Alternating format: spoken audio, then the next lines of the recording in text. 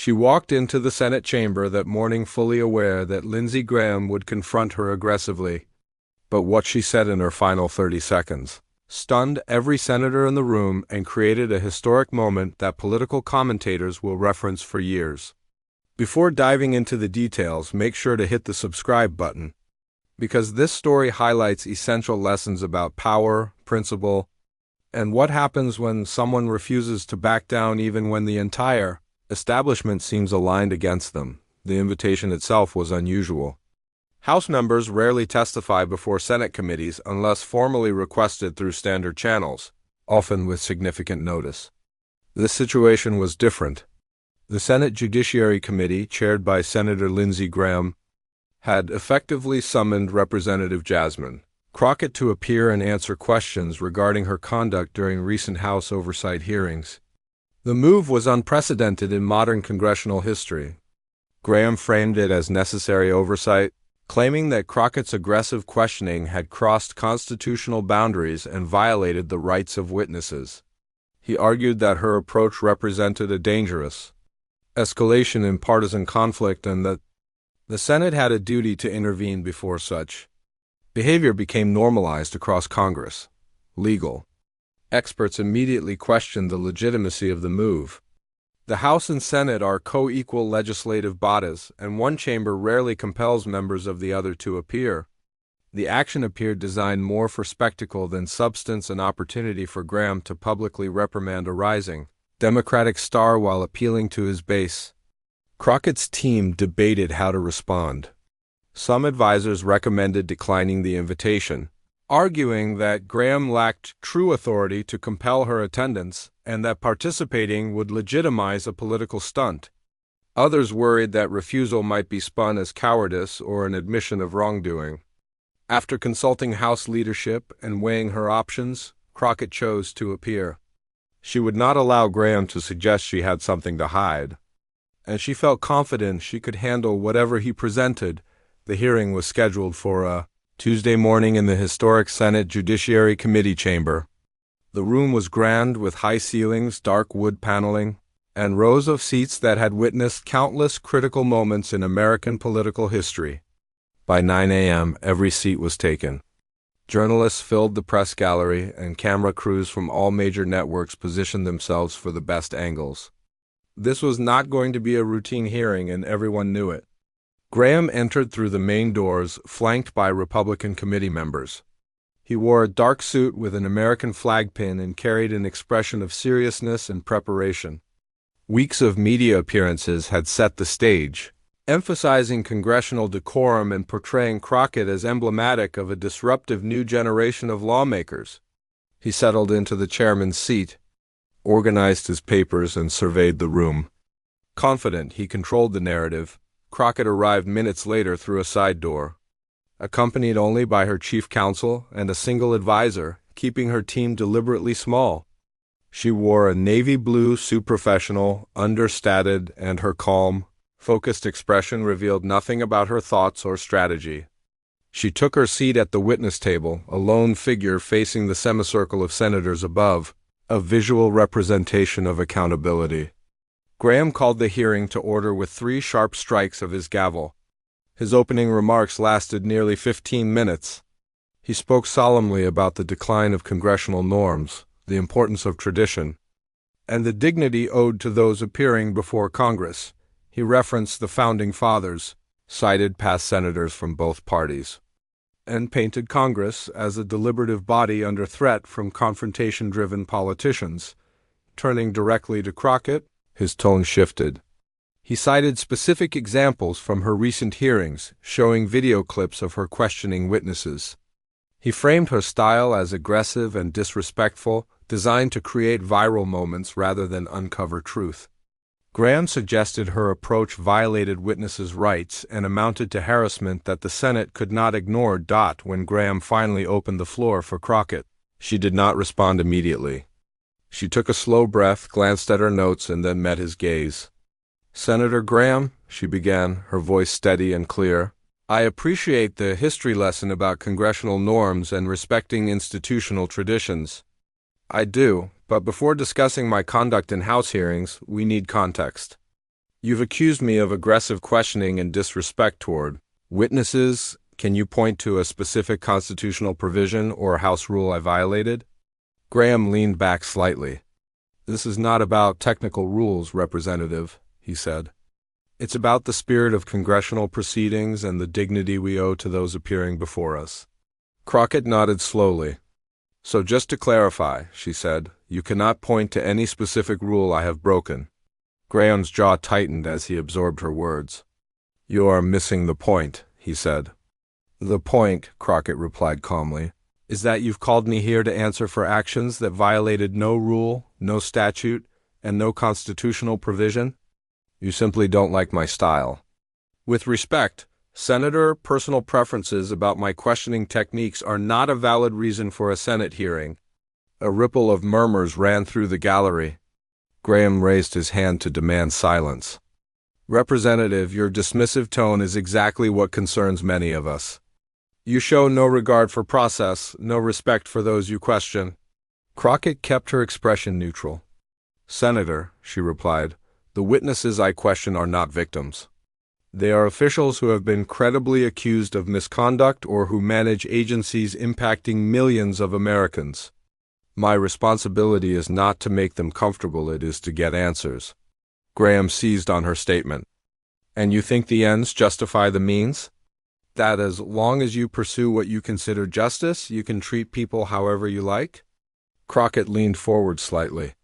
I treat people according to the situation, she said. When witnesses answer questions honestly, I am cordial. But when they lie, dodge, or hide behind privilege claims with no legal basis, I press harder. That is not harassment, Senator. That is oversight. At that moment, Senator Ted Cruz, sitting 3 seats to Graham's right, interjected. Representative Crockett, do you not see how your approach fuels the toxic partisan atmosphere in Washington?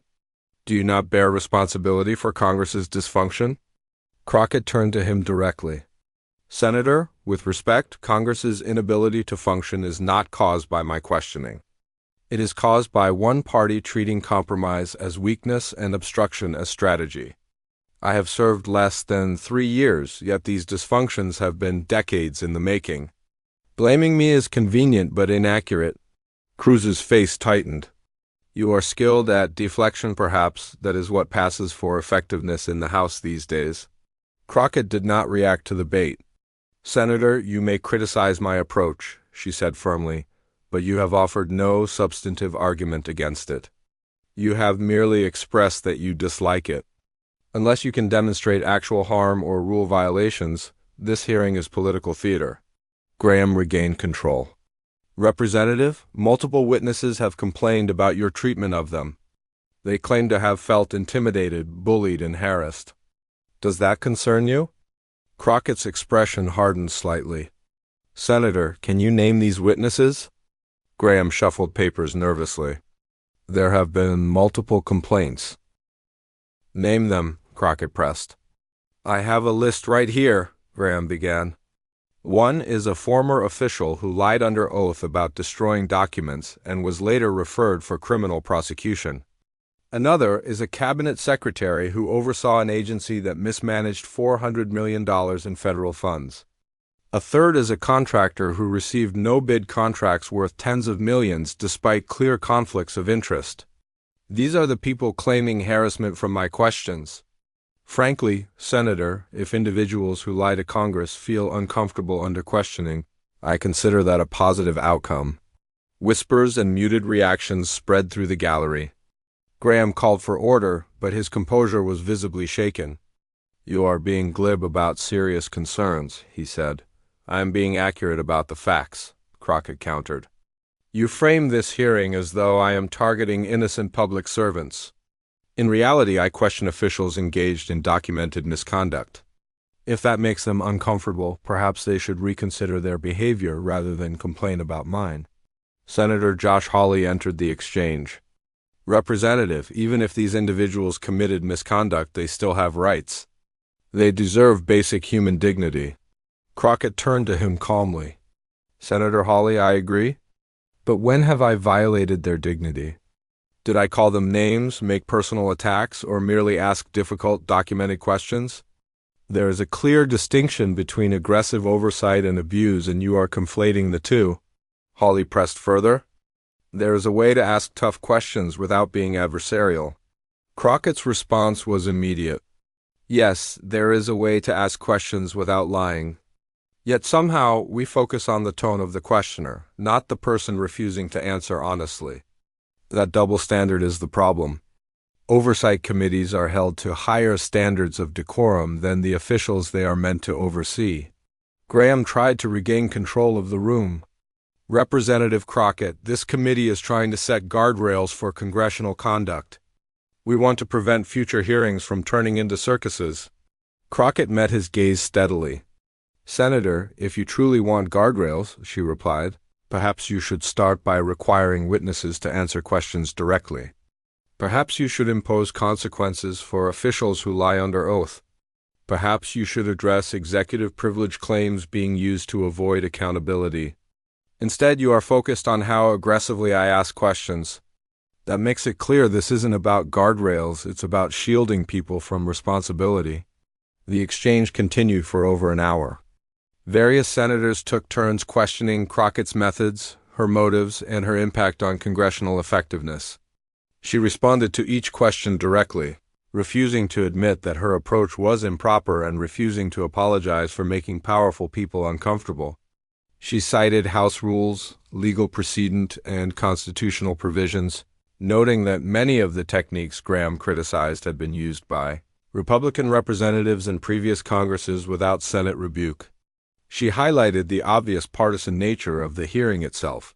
The turning point came near the end when Graham returned for his closing questions, visibly frustrated by Crockett's refusal to accept his framing of the issues. His tone sharpened. Representative Crockett, he said, do you believe you are above criticism? Do you think that because you represent what some consider a marginalized community, you should be immune from the same standards as everyone else? The room fell completely silent. It was a loaded question designed to trap her. Answering yes would make her appear arrogant. Answering no would suggest she accepted his premise. Crockett did not flinch. Senator Graham, she said calmly, I am not above criticism. I welcome substantive critique based on actual rule violations or proven harm. What I reject is criticism focused purely on aesthetics, how I make people feel rather than what I achieve. And I reject the idea that my identity has anything to do with this.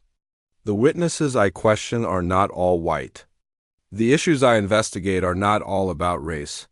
The standards you are applying to me would not be applied to a male representative asking the same questions in the same manner. Graham interrupted sharply. Representative, you're making this about identity politics when the issue is conduct. Crockett held her ground. Senator, you made it about identity by suggesting I claim immunity because I represent a marginalized community. I made no such claim, but since you raised it, let's address it directly. When male representatives ask tough questions, they are called tough or no-nonsense. When I do it, I'm labeled angry or disrespectful. When white representatives demand answers, they are holding officials accountable. When I do it, I'm accused of playing to my base or seeking viral moments. This double standard is real, and pretending it doesn't exist doesn't make it disappear. Senator John Kennedy from Louisiana spoke up, cutting through the tension with his drawl. Miss Crockett, do you really believe this hearing is about your race and gender? Crockett turned to him, calm and precise. Senator Kennedy, this hearing is about one thing, my effectiveness in holding powerful people accountable. That effectiveness threatens a system built to protect them from real oversight. Race and gender influence how my work is perceived, but the core issue is power. I exercise power in these hearings, and some believe I shouldn't. This committee is trying to strip that power because they dislike the results, not because I have acted improperly. Graham's patience snapped. Representative Crockett, this committee has been patient with your deflections and your attempts to make yourself a victim. But we will not let you turn this into a conversation about discrimination when the issue is your conduct. One final question. Do you believe your approach to congressional oversight is helping or hurting the institution of Congress? Crockett leaned back slightly, considering the question. The room waited in tense silence. Cameras focused. Stenographers hovered over their keyboards. Then she leaned forward, speaking clearly into the microphone. "Senator Graham," she said, her voice calm and measured, "I believe Congress has been failing the American people for a very long time. We have normalized corruption, incompetence, and dishonesty at the highest levels because holding powerful people accountable is uncomfortable and politically risky. The norms you claim to protect are the same norms that allow officials to lie without consequence." Crockett continued, her voice steady and unwavering. "To hide misconduct behind privilege claims and treat oversight as an inconvenience rather than a constitutional requirement is unacceptable. So when you ask whether my approach is helping or hurting Congress, my answer is that I am helping Congress fulfill its mission, even if that means abandoning the gentle fiction that everyone in power deserves deference, regardless of their actions." She paused briefly, letting her words sink in before continuing. "You've spent this entire hearing suggesting that I owe witnesses respect simply because they hold positions of authority. Respect is earned, Senator. When someone lies to Congress, obstructs investigations, abuses power, or misuses public funds, they forfeit the right to comfortable questioning. My role is not to protect their feelings. It is to protect the American people. If that makes me unpopular with colleagues or gets me summoned before Senate committees, so be it. I would rather be effective than polite." Graham opened his mouth to respond, but Crockett wasn't finished. "And Senator, with all due respect, if accountability were your real concern, this hearing would focus on the officials who lied, who stole, and who betrayed the public trust. Instead, we are here to debate whether I was too aggressive in exposing wrongdoing. That priority is backward. It is cowardly. It explains why Americans have lost faith in this institution. You care more about shielding the powerful from embarrassment than protecting the public from harm, and that is not a norm worth preserving." The chamber fell completely silent. Graham froze, mouth slightly open, as if words had deserted him.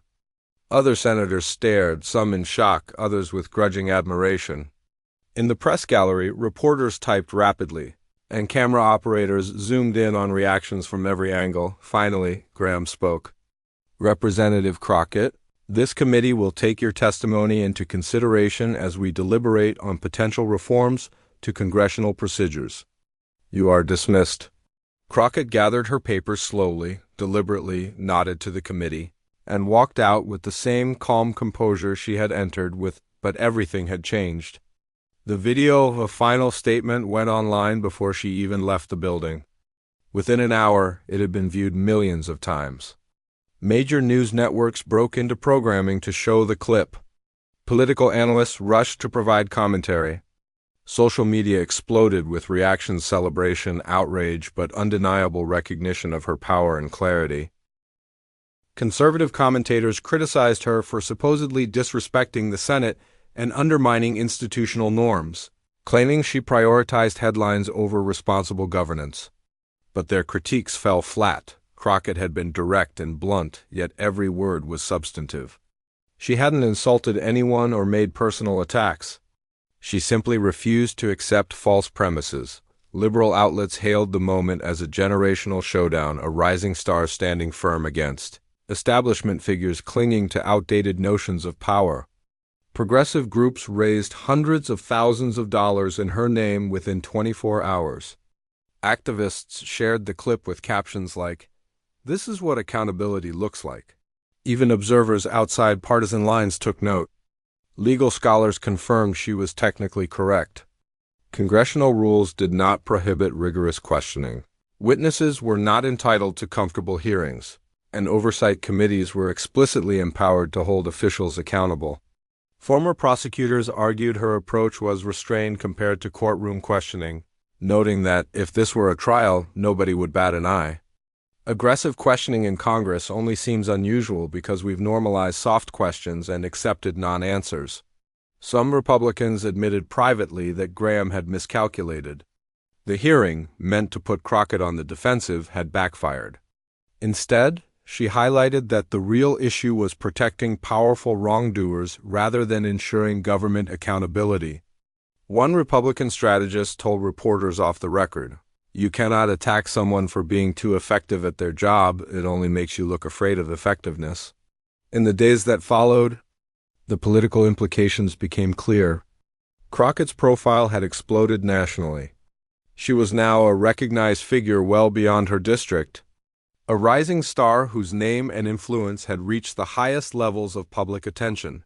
After the hearing, requests for interviews and speaking engagements poured in for Crockett. Democratic leadership began to see her as someone who could energize the party's base and appeal to younger voters frustrated with politics as usual. But more importantly, the hearing had shifted the conversation about congressional oversight. Suddenly, op-eds were debating what proper questioning techniques look like.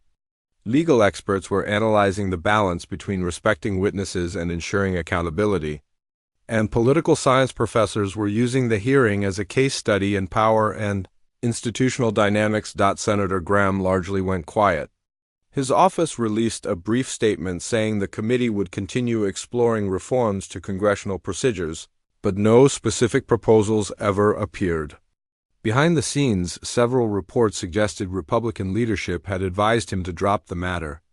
The hearing had backfired spectacularly, turning Crockett into a sympathetic figure while making Senate. Republicans appear more concerned with protecting their allies than with upholding good governance. Months later, at a legal conference focused on congressional oversight, a panel dissected the Graham-Crockett hearing. One former congressional counsel who had worked for both parties summed up what many observers were thinking. Crockett had refused to accept the assumption that aggressive oversight is automatically a problem. For decades, politics had operated under the idea that tough questioning was somehow uncivil or uncongressional and that statesmanship required gentility. But that assumption only protected people with something to hide. Crockett challenged it, and she did so in a way that could not be dismissed, because she supported every claim with evidence and precedent. That is why the moment resonated. It wasn't just rhetoric. It was a clear, substantive argument delivered with moral authority. The audience, including congressional staffers, legal scholars, and journalists, responded with prolonged applause. People across the political spectrum recognized that Crockett had made an important point. The choice isn't between civility and accountability. It's between real oversight and performative politeness. She chose effectiveness, and she made it clear that protecting the public comes before preserving the comfort of the powerful. For Crockett, the hearing became a defining moment, but not the peak of her career. She continued her work in the House, asking tough questions, building cases against officials who abused power, and doing her job with confidence, knowing she had been tested at the highest level and prevailed.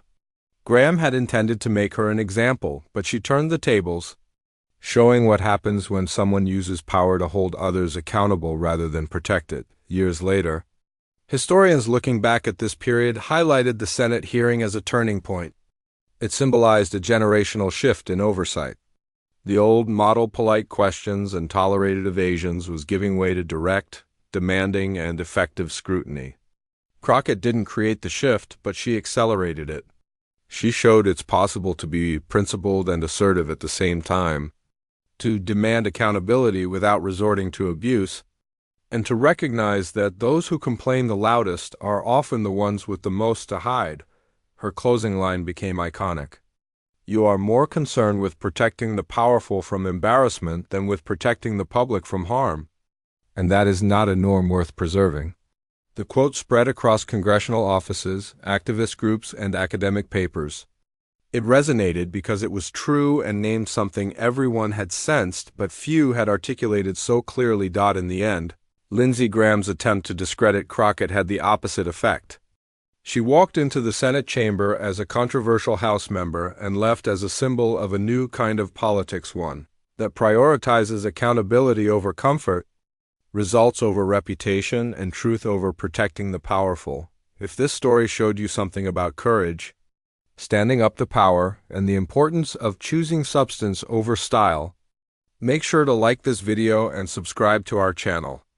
We bring you stories of leaders who refuse to back down, who hold power accountable, and who fight for integrity in institutions. That is exactly what Jasmine Crockett did in the Senate, not with theatrics or anger, but with facts, moral clarity, and unwavering commitment. That is leadership. That is integrity. And that is what every institution needs more of, because a system that protects power instead of challenging it is not a system worth preserving.